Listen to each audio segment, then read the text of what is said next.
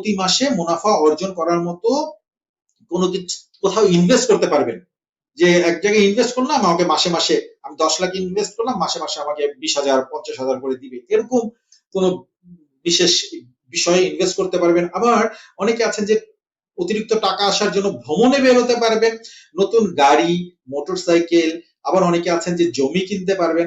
আবার যারা ঘরে বসে কাজ করেন অথবা গৃহিণী আছেন, তারাও এ সময় একটা আর্থিক সচ্ছলতা ফিরে পেয়ে লাক্সারি লাইফ অতিবাহিত করতে পারবেন। আপনি সরাসরি না হলে আপনার জীবন সঙ্গীর ইনকাম এ সময় বেড়ে যাবে। আবার অনলাইনে যারা বিজনেস করেন তারা এ সময় ভালো কোনো প্রজেক্ট হাতে পাবেন, ভালো কোনো ডিল হবে এই সময়।